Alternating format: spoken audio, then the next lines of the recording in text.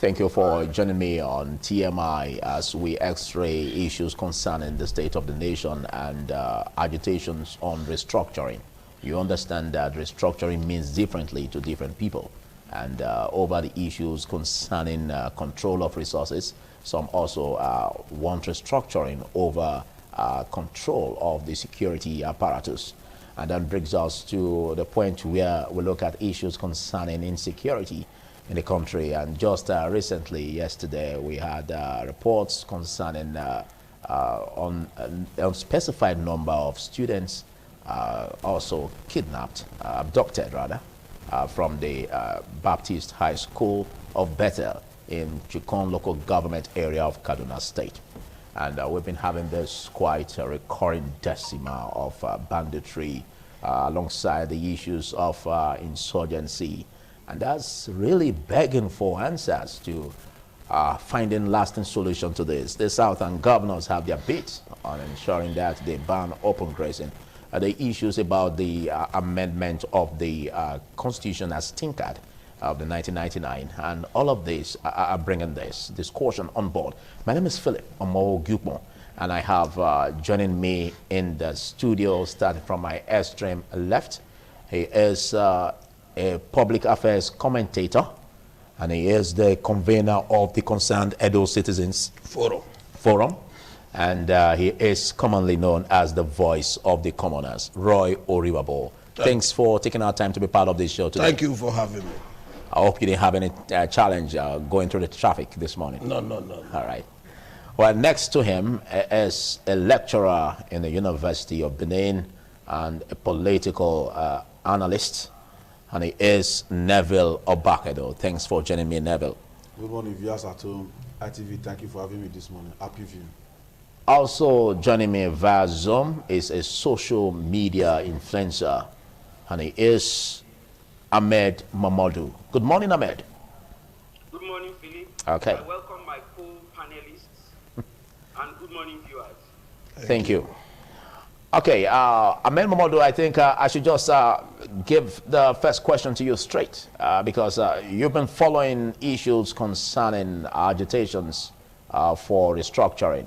Before now, looking at the regime of the former president of the Federal Republic of Nigeria, Obasanjo, Chief Obasanjo, Olusegun, during that time, we were having issues about true federalism, how to ensure that we have true federal character.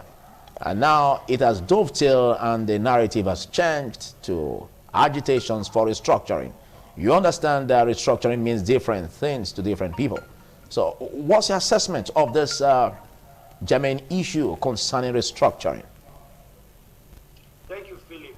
Let us first of all address our minds to the question of federalism, true federalism versus whatever other form of federalism it wants to be called. Now, Philip, let me correct a wrong impression that somehow seems to have gained traction among my fellow citizens. The concept of true federalism is an elusive concept to the extent that there are no two countries that practice the same form of federalism that is called true federalism. For example, the US, the federalism in the US is different from the one of Canada, and it's different from the one of Nigeria, and so on and so forth.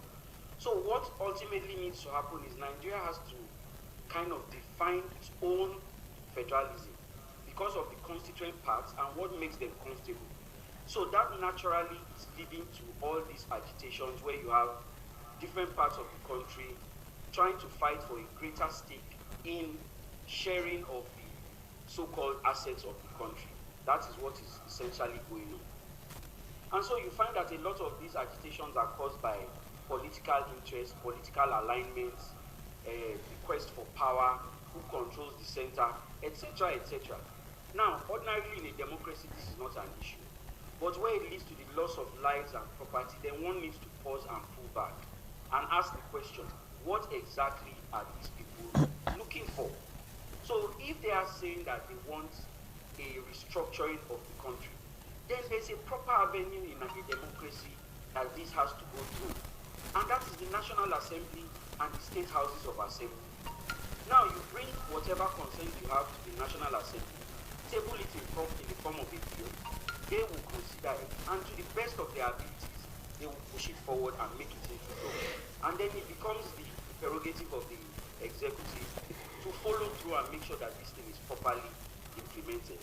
So some of these disparate voices and things that we are hearing, in as much as we are in a democracy and everybody has a voice, we need to bring these voices together and then sift through it and then let it be amplified properly so that we understand what issues are and they can be properly addressed.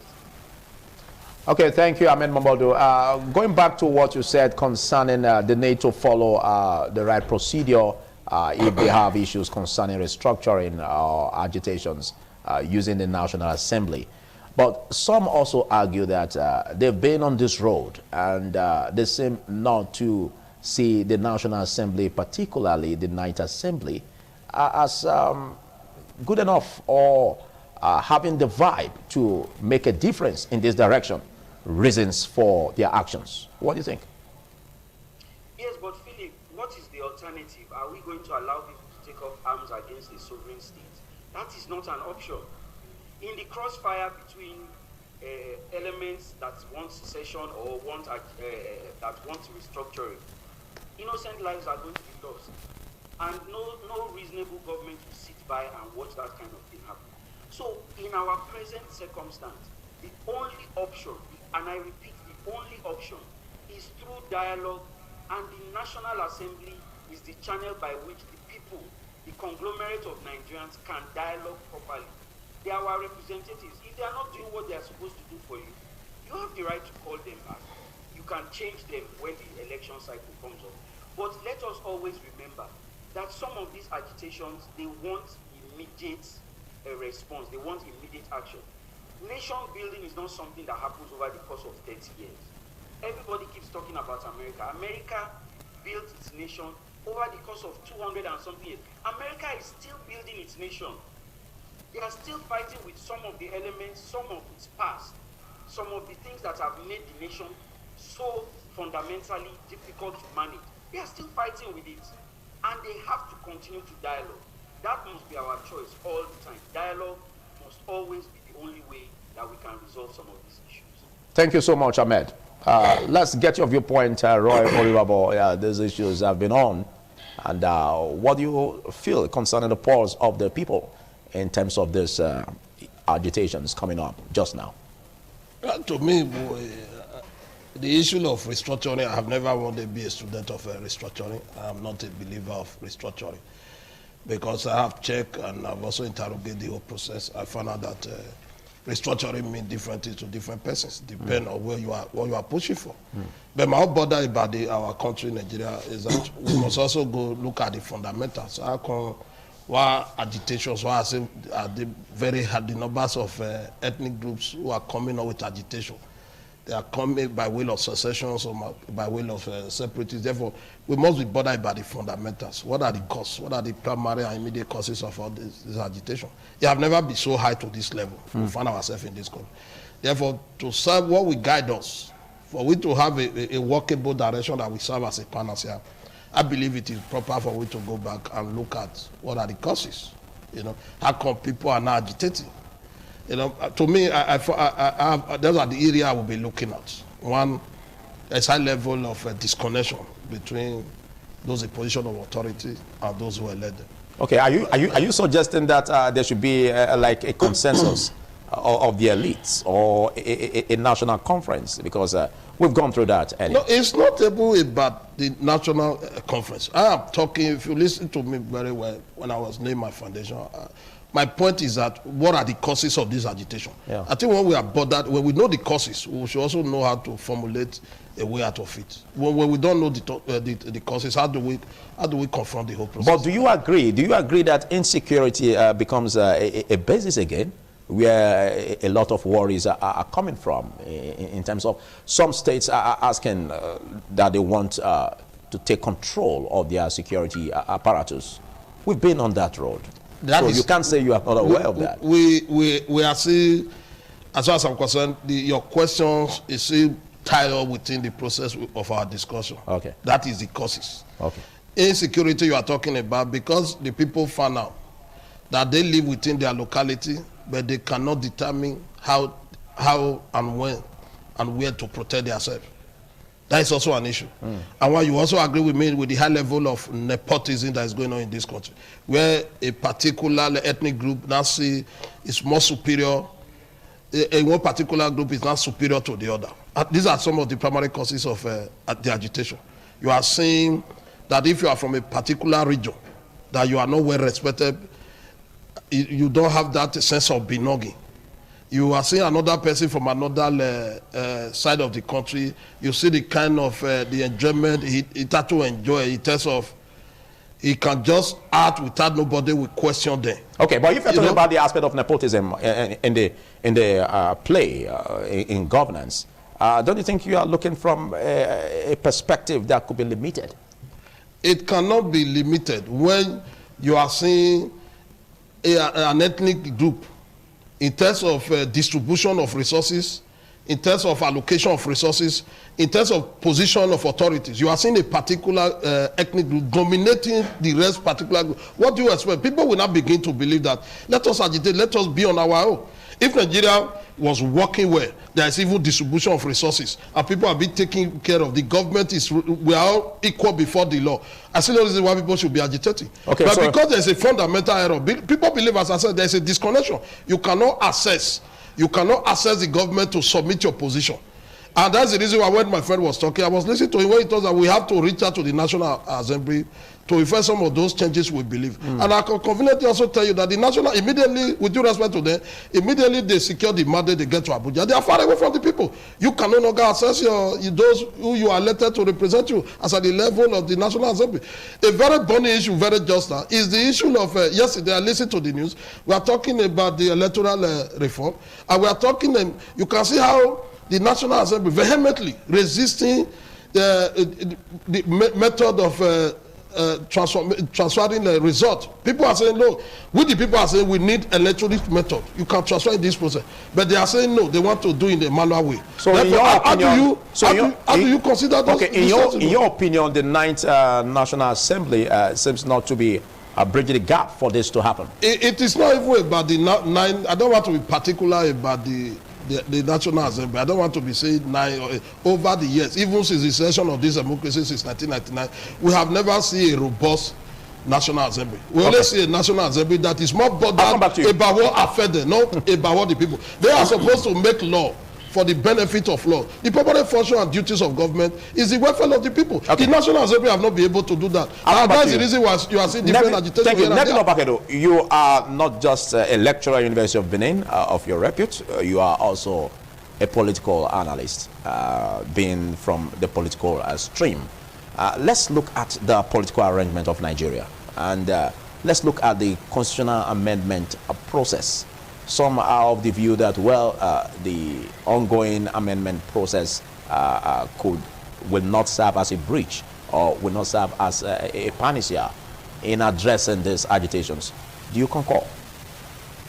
Well, a point of departure in assessing the state of the Nigeria state as it is right now, whether in terms of the way the executive perform their functions at the state and federal level, or the way the legislature perform their functions at the state and at the federal level, or the way the judiciary perform its function, whether it's independent or not independent, is the character of the Nigeria state. At independence, power was negatively skewed in favor of the North against the South. And over time... What makes you say that? Because... over time, people have clamored for change and some forms of restructure. That led to the creation of the Midwest region. Okay. That later was dismembered into Edo and Delta State. That's restructuring. During the Civil War, before the Civil War, there were personality conflict between General Yakubu Gowon, the head of state, and the military governor of Eastern Nigeria. Now, the outcome of that process led to the creation of 12 regions. by the Gowon administration. That is a form of restructuring. Then came the government of General Ibrahim Badamasi Babangida. Before that, created 21 states from 19, and later created that 27 states before Abacha came to create the 36 states that we have. These are all forms of restructuring. Now, why are people clamoring for restructuring? Because government tend to be far away from the people. And by way of aligning myself with the position of River just now, there is a disconnect, continuous and perpetual disconnect between those in government and those outside government. You can't say perpetual disconnect when you know fully well that it can change in a jiffy. I will explain. And for now. Yes, you can say for now. There is a disconnect between the managers of the state and the citizens. The citizens just retreated to their own cocoon, and from their cocoon they are clamoring that if we want to remain in this country, let us get this and that. And then government shuts everybody out by either using police to clamp down people, prepare prisons to lock up people. Okay, no, you can't say that. You can't say that. You can't say that because if you look at what we are really facing, the aspect of the government doing its best to ensure that we have a varied government, demands must show up. But that doesn't mean that it should go the other way. There are laws, there are procedures. Just like Ahmed Mamadou said just now, that the National Assembly is there to channel these issues on. And being a political scientist, you basically will understand that there are rules, there are procedures to go with. You know, I have to be patient with you to interrupt me because this is a live program. And I've repeatedly said that anytime I come on air, I take responsibility for what I'm going to say, and I will not be surprised if I'm apprehended by police. Even if you take responsibility, but you are supposed to what also I'm saying is follow due process. Public domain. We're taking a short break on I this, said that and after this break we'll be expanding frontiers on the discussion. Stay with me. TMI, every opinion counts. Thank you for joining me again. It's still TMI, and before that break we had Nebilo Bakedo on the floor. Finish on your point. So as I was saying before the infringement, I'm a law-abiding citizen. Even though I'm not a lawyer, I have a basic idea of the rules that govern the airwaves. And because of the nature of my job, I cannot just come to the public and make sweeping statements.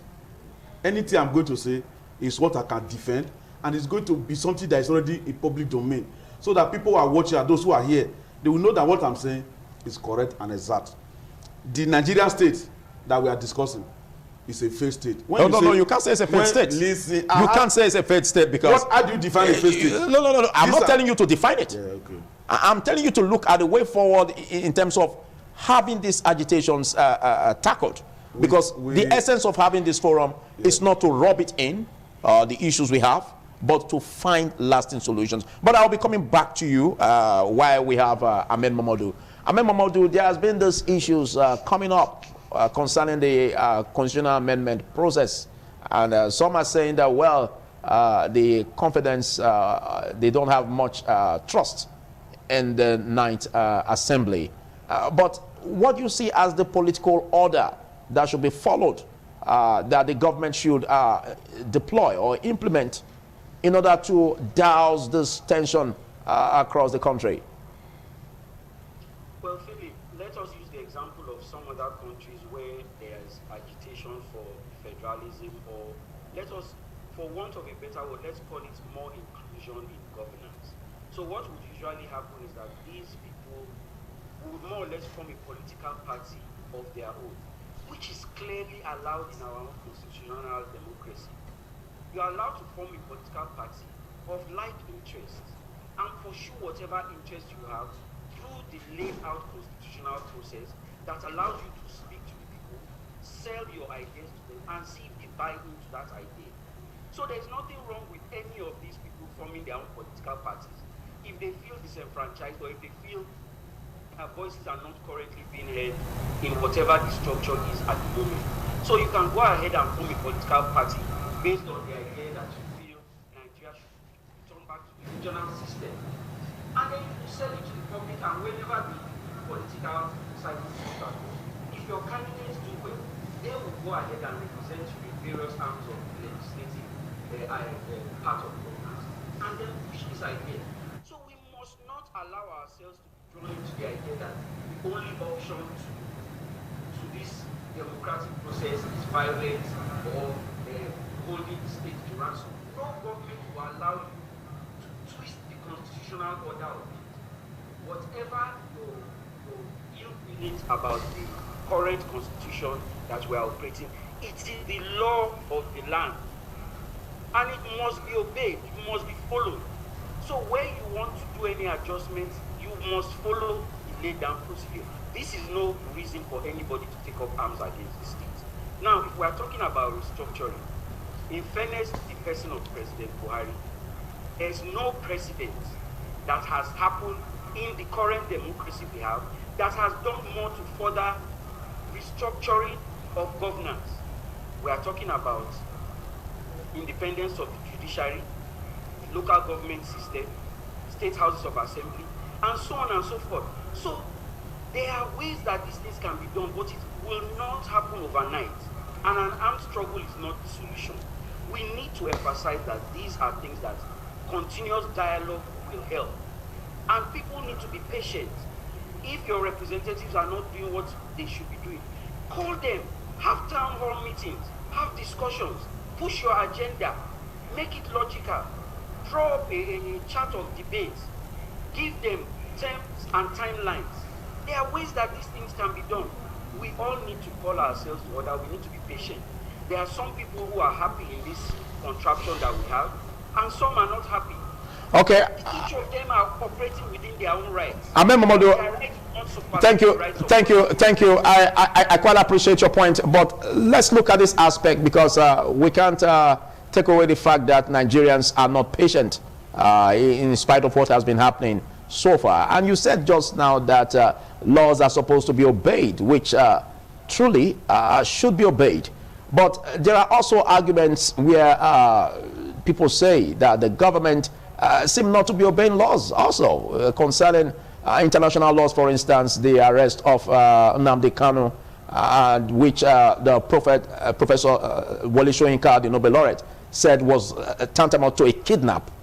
Don't you think it behoves on government to also look inwards and obey international laws? What's your assessment about this? With due respect to the honorable and the erudite Nobel laureate, he will not have all the facts of the matter at his disposal. There are certain aspects of national security that you and I will not know. Now, he can only comment on what he knows. The fact of the matter is, you cannot breach the sovereign state. You cannot breach another sovereign state under any circumstances. Knowing what we know about the current travel restrictions just for only COVID-19, you know that Nnamdi Kanu could not have left the sovereign state without the approval of that sovereign state. That's number one. Number two, because of incidences like this, nations have what you call joint security forces. Number one on that list is Interpol. Nobody moves from one place to another or is arrested in a cross-border operation without the active knowledge and participation of Interpol. Number two, when he left that sovereign state and landed in our own sovereign state, if it was done illegally, the state has a mandate to tell you, you moved somebody illegally from our state without our knowledge, and it will escalate and so on and so forth. So for now, this is what I always tell people on matters, particularly on social media. Give it some time, give it a week or so. All of the facts will continue to emerge as time goes on. Okay. So I respect the view of the Nobel laureate, okay, but I don't believe that he has all the information at hand. Okay, let's stretch it further, Roy Oribabo, the issues concerning agitations coming from that end where Nnamdi Kanu is being arrested, and the comments by the Professor Wole Soyinka. What are your thoughts in the approach by the government in getting him arrested? To me, I have never wanted to be a follower or a fan of Kanu. Therefore, you understand, even right from the said where he started this struggle, I'm one of those who believe that you cannot be fighting the struggle from abroad. You have to be with your people. Some of us who have been on the street in this country, we believe because we love our country and we want the country to be better for us. And none of us deliberately want to remain in this country. A situation where you are far away, you are giving instruction, I have never wanted to be in love with that kind of disposition. Therefore, anything government want to do to bring him back, be with your people. As a leader, you must be there for your people. Talking from a distance, that is a point I've never been on the strength of that. So that's a disconnect? Yeah, on the strength of that, my opinion would be sentimental. Because if you go to history, Nelson Mandela, when he was in the struggle for his people, he was there with them. He was jailed? He was jailed. For 27 years? He came back and the struggle continued. I don't expect him, with the way and manner he started the struggle, that have never been, I'm not a violent person, I've never been a violent person. Once a single life is gone, you can't get it again. The reason why you and I were still talking today is because we have the life. And once that life is gone, there is something we can do about it. Any action that will warrant any human being, any human life to be taken, yours sincerely will not subscribe to it, and I will not promote it. There are more, the world is gradually evolving, and the high level of sophistication in the world now to push for an agenda is quite very simple. The method he's employing was the same method Ojukwu employed, and he failed woefully. Why we expect him not to come on in this kind of platform, to be very violent. There are many persons have tested this process before. Violence method. Where did you take them to? Nowhere. Now he's also coming with that way of violence. But the issues, which are also my concern, is that the issue you have raised is that what really are the causes? How come Kanu Una is interested in succession? These are issues we need to interrogate, and that is my own concern about the whole method. Once we are able to get it right at that foundation state, the causes, we are able to arrest them. I see no reason why he should be agitating. And that brings us back again to the manner and way we have been governed in this country. We cannot run away from that. Have we been governed proper? In terms of management, have we been properly managed by those who are elected to lead us? The answer is no. And that is the reason why you see the mind is agitated. Now, it's supposed to be a lesson for our leaders to say, let's go back. Let's go back. How do you go back? I say, this method we have been using is not rewarding for our people. The people are not appreciating what we are doing because we have not been giving them the best. They will now go back and come with a new format. A situation where corruption is at its peak in this country and nothing is being done about it. Nepotism is now very high in this country. Nobody is talking about it. One session. Well, if you are from one particular section in this country, if you are a full animal now, you have license to kill, to mean, to destroy. Nobody will ask you. These are the issues. You listen to a governor in this country a few days ago telling us the bandits are businessmen.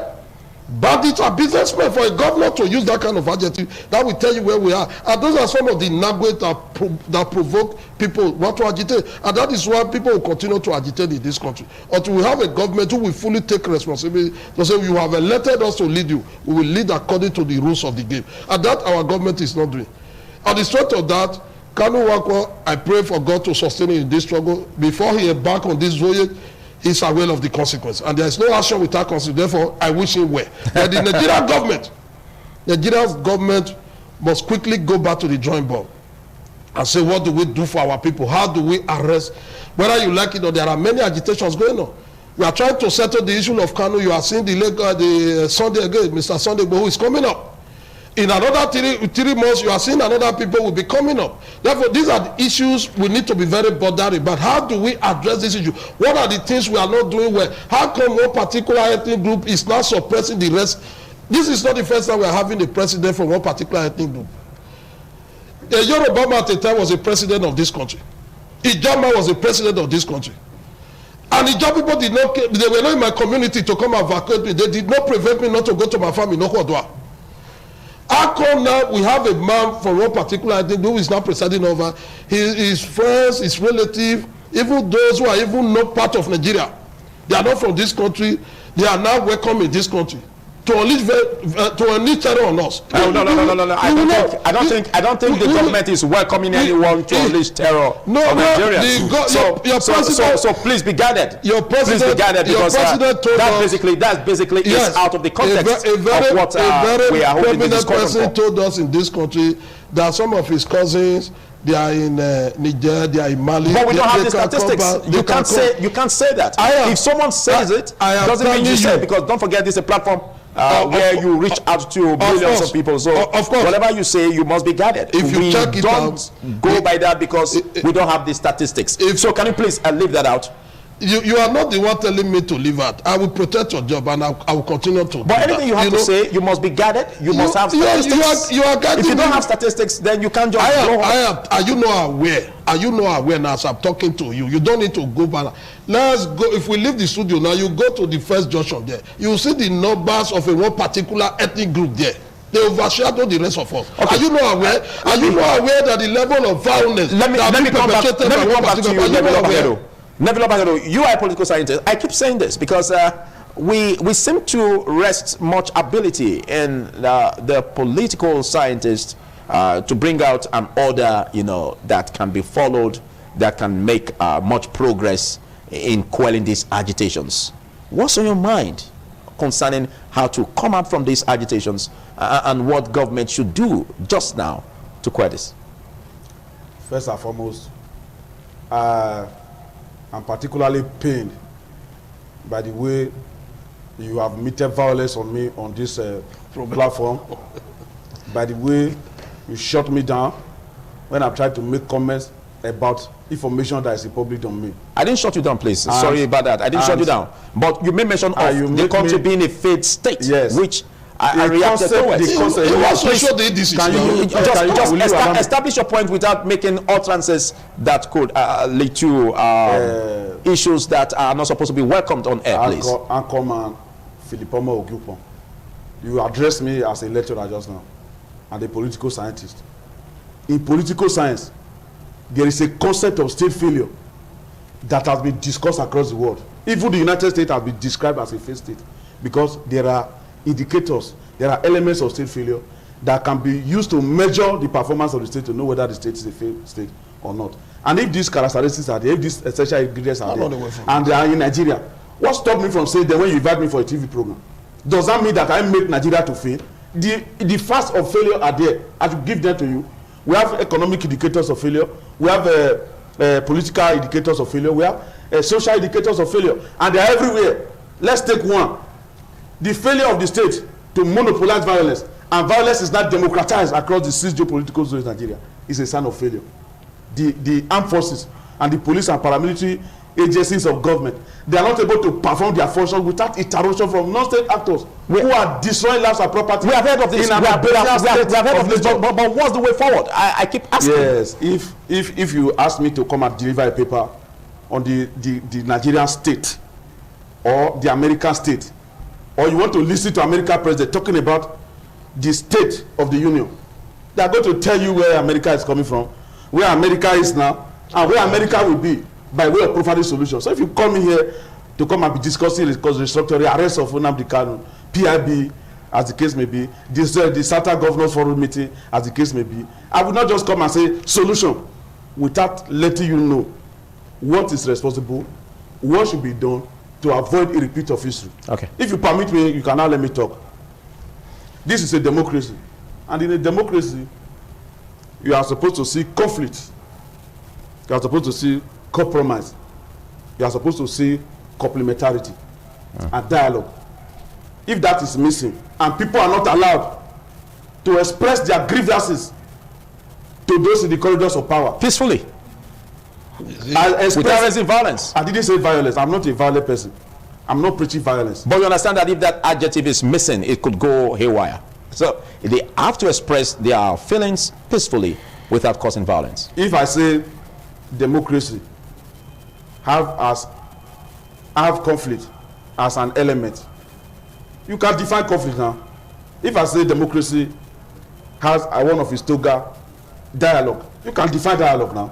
If I say democracy is something that has to do with compromise, you can define compromise. Of course. So taking the democracy that we have here, and if the democracy that we have here is what we have elsewhere, as we are always making reference to America and the rest of them, we should know that there is conflict. Recently in America, you saw how a man that became president for 4 years wanted to change the course of history of America. That led to conflict. As we are still speaking here, that matter is still affecting the image and interest of the American state. Even members of the political party, the same political party with Donald Trump, they came out and spoke against him, and everyone did not fall, because they are saying that in the interest of their country. And so if the media, including ITV, is a place that we are going to set agenda for those in government, please allow people to express their opinion if they are not going against the rule. Do you have a point? Now, in a democracy, there are things that are inherent. For example, consultation. If the people of Southeast, I don't want to talk about Nnamdi Kanu and what he represents for the Southeast.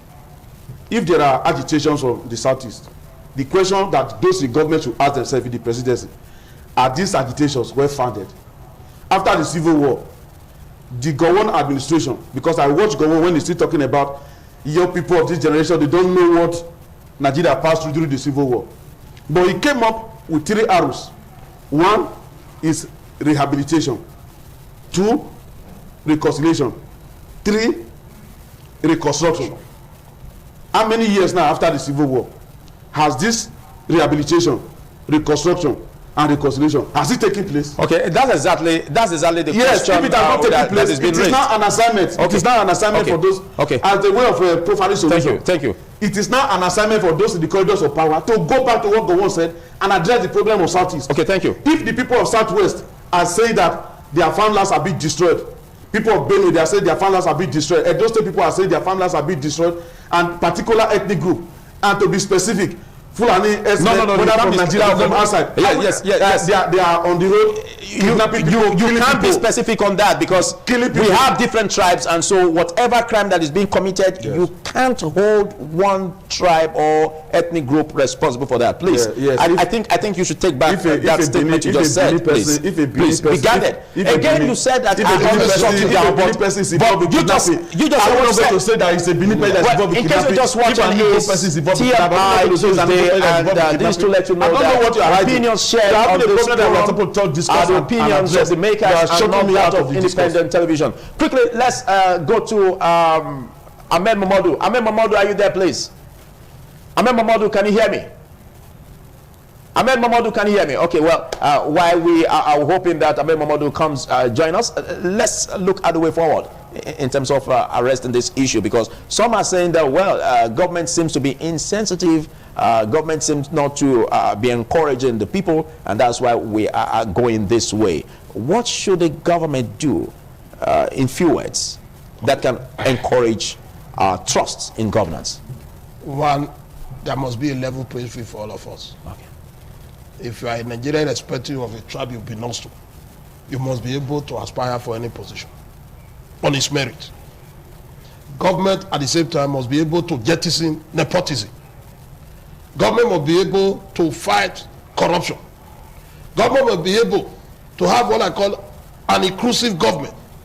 That concept must be held with high level, to the extent that the people you are presiding over will be aware that this is what you are doing. There must be a deliberate effort for government, those in government, not to see themselves as a demigod.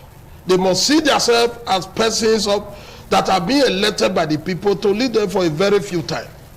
No matter how good, no matter how bad, the level of years we get as a president or as a governor, as of today, is 8 years. 4 years for the first instance, if you have performed well, they can reward you with the, which makes it. Therefore, you must look at it. What am I doing for my people? The issue of agitation will continue if we don't look at those issues.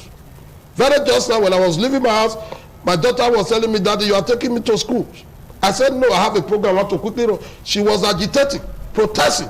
For me to question, what do I need to do? I said, you jump into the car, let me pull you off.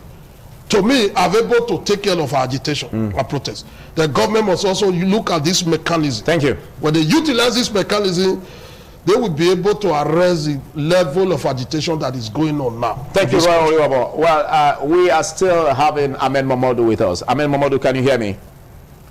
Ahmed Mamadou, are you there, please? Let's look at this issue where a lot of people are saying that government's insensitivity to the people, to their agitations way back till now led us to this point where agitations are coming up just now. Don't you think government should do more to make the people trust it?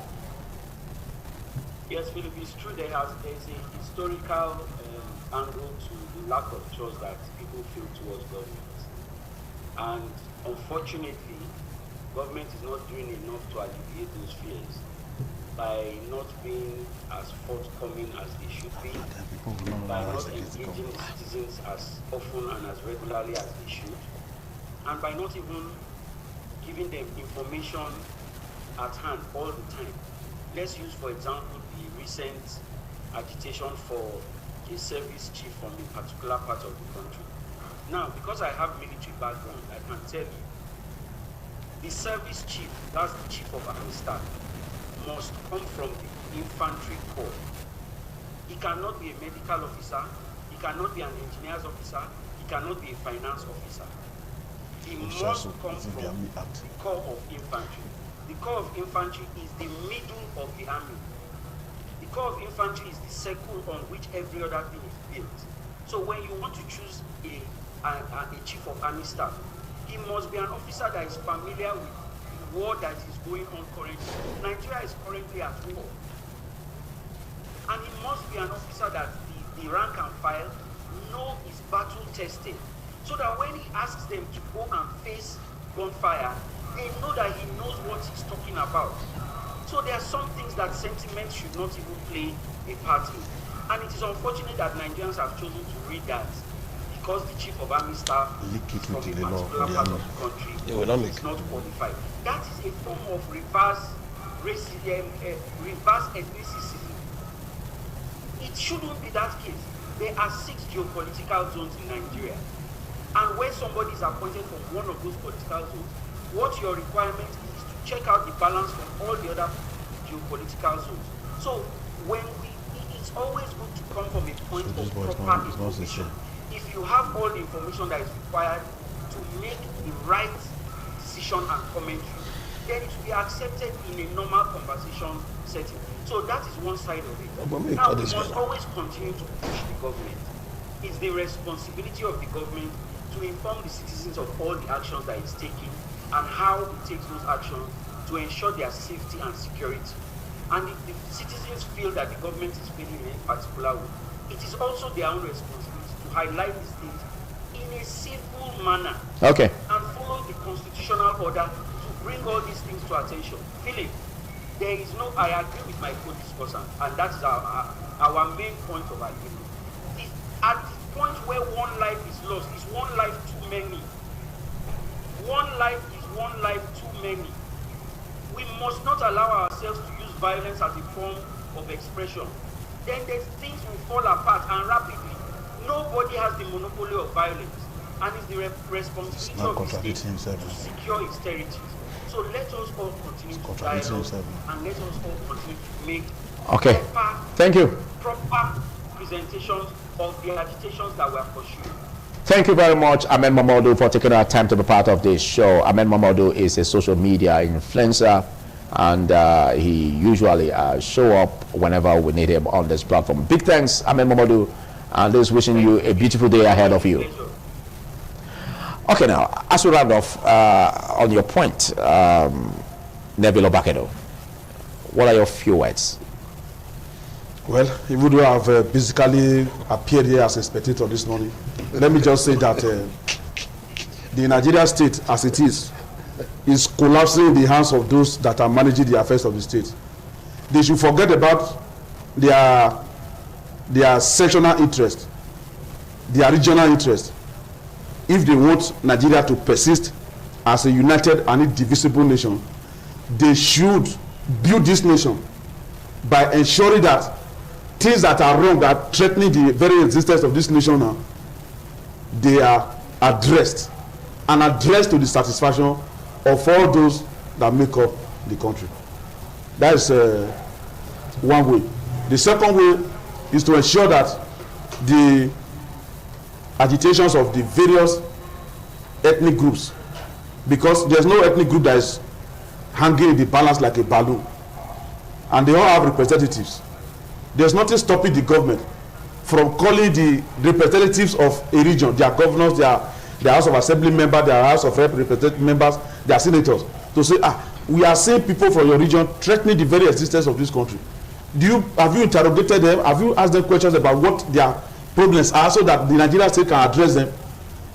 There's not the power of a government is not the ability to decide on people or dissect opinions that are saying this should be done differently from the way you are doing it now. Okay. It's not clapping down on them. It's not the solution. Okay. Nigeria is a country that we call our own. I pray that we continue to call Nigeria our own, but our leaders need to do the right thing to safeguard this country. Thank you. Thank you very much, Nebilo Bakedo. In as much as I know that the blood that flows in your veins speaks Nigeria, and I know that you are a bit hot over the situation of things in the country. And but the way we you believe that not just the we believe that the country will get better for it. Money, highly unacceptable. Apologies for that, please. Thank you. Welcome. Big thanks, Nebilo Bakedo. Big thanks, Rory Babo, for taking out time to be part of the show. Rory Babo is also known as Voice of the Commoners, and I'm wishing you a beautiful day ahead of you. Thank you, my brother. Shortly after this segment, we're going to be interviewing the new sector commander of the FRSC in Benin. A lot of expectations are off on how to take away road crashes from our roads. Stay with me.